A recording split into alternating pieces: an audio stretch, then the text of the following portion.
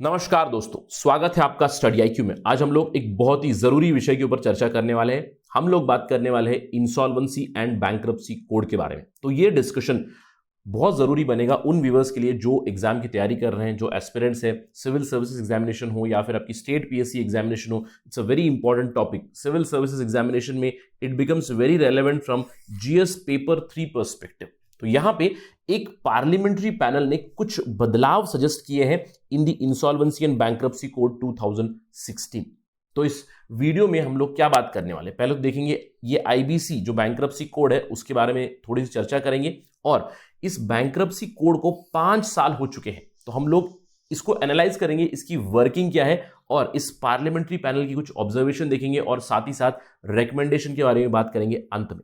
तो this is going to provide you very good fodder for a question on bankruptcy code. एक simple सा सवाल बन सकता है आपके मेंस के लिए, जहां पे एनालाइज और examine the working of insolvency and bankruptcy code in India after 5 years of its implementation. तो ये सब इंफॉर्मेशन लेने के लिए मेरे साथ बने रहिएगा स्टडी आईक्यू पर। मैं हूं आपका दोस्त राहुल सायगांवकर। आप मुझे इन आईडी से फॉलो कर सकते हैं।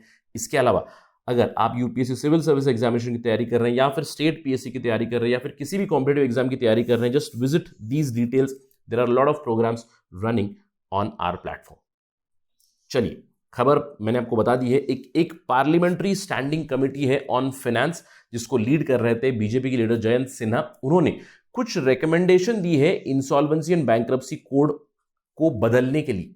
अब ये क्यों हुआ है? इस पैनल ने ऑब्जर्व किया है कि there has been delay in resolution, काफी लो रिकवरी रेट्स है और लिक्विडेशन केसेस भी काफी ज्यादा बढ़ रही है। और ये जो कोड लाया गया था, आईबीसी कोड, अगर आपको याद होगा 2016 में, इन चीजों को रिजॉल्व करने के लिए लाया गया था। जो इंसॉल्वेंसी के केसेस होते हैं, जो जहां पे एनपीए, जो नॉन परफॉर्मिंग एसेट हम लोग कहते हैं, इन सारी दिक्कतों को रिजॉल्व करने के लिए आईबीसी लाया गया था। लेकिन इस पैनल ने ऑब्जर्व किया है कि कहीं ना कहीं 5 साल बाद डिले अभी भी जारी है। और यह रिपोर्ट इस पर्टिकुलर पैनल की ऑलरेडी टेबल की गई है इस मॉनसून सत्र में लोकसभा। चलिए बात करते हैं सबसे पहले आईबीसी के बारे में और आईबीसी के उद्देश्य के बारे में। उसके बाद इस रिपोर्ट की अंडरस्टैंडिंग को जानेंगे। सबसे पहले ये इंसॉल्वेंसी बैंक्रप्सी कोड है क्या? 2016 में ये कोड लाया गया ताकि इंडिया में ईज ऑफ डूइंग बिजनेस अच्छे से हो, यानी कि टाइम बाउंड एक प्रोसेस रहेगा जिससे इंसॉल्वेंसी को रिजॉल्व करेंगे। अब ये इंसॉल्वेंसी होती क्या है? देखिए, मैंने समझ लीजिए कंपनी ओपन की है, उस कंपनी ओपन करने के लिए मैंने लोन लिया हुआ है और बैंक से लोन उठाया, समझ लीजिए स्टेट बैंक ऑफ इंडिया से लोन ले लिया, 100 करोड़ का लोन ले लिया मैंने, और मैंने अपनी कंपनी ओपन की। बिजनेस चल रहा है, 1-2 साल बिजनेस अच्छा चला है, लेकिन उसके बाद बिजनेस लॉस में चला गया फॉर सम रीजंस।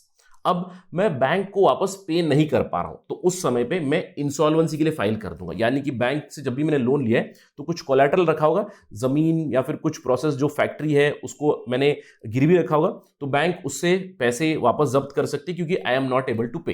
अब इस चीज को रिजॉल्व जल्द से जल्द करने के लिए आईबीसी आया था, क्योंकि इंडिया में देखिए बहुत सारी कंपनीज है, थाउजेंड्स ऑफ कंपनीज है, इंसॉल्वेंसी प्रोसेस भी काफी लंबा चलता है, तो इसके चलते ये कोड लाया गया था। अब इस कोड में क्या किया गया?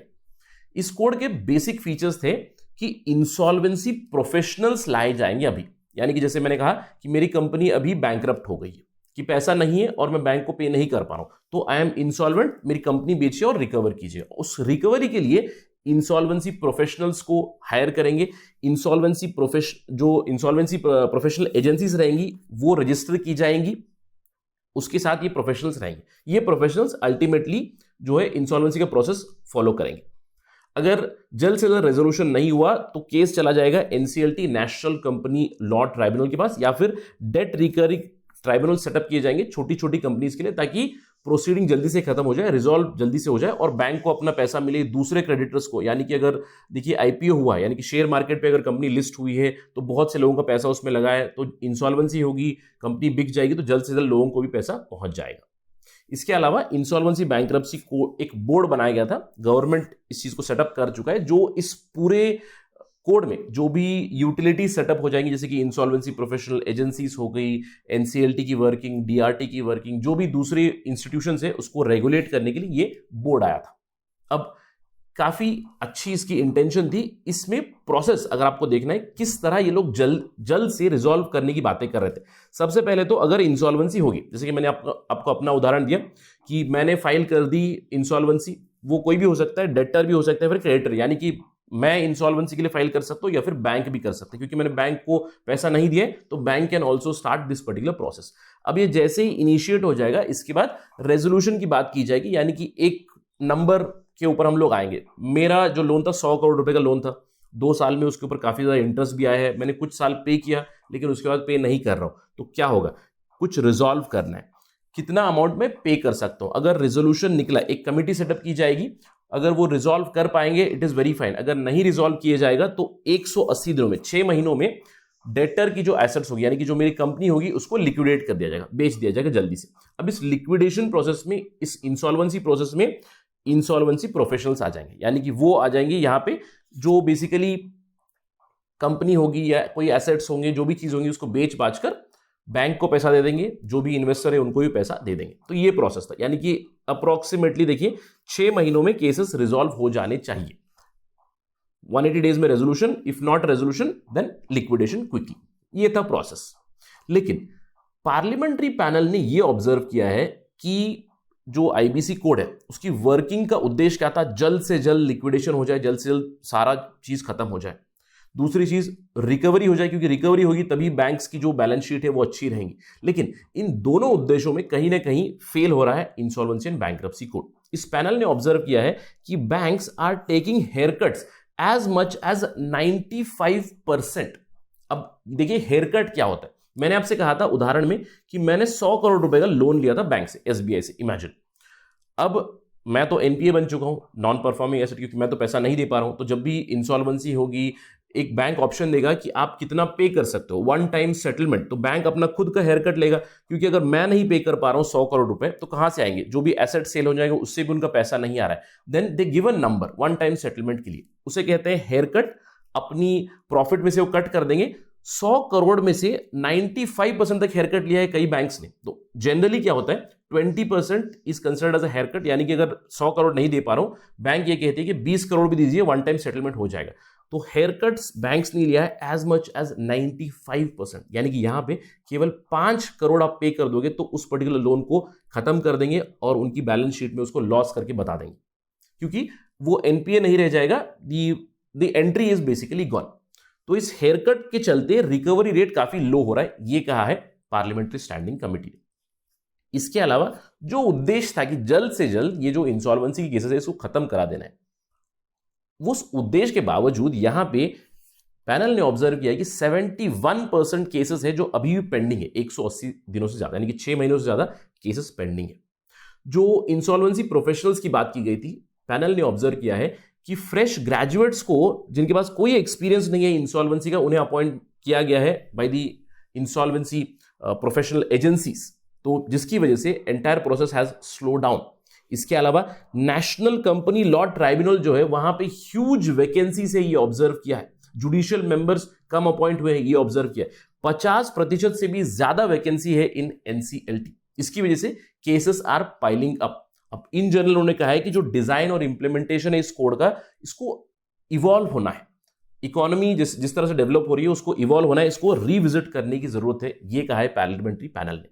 यानी कि एक ग्रिम पिक्चर यहां पे दर्शाई है with respect to working of IBC.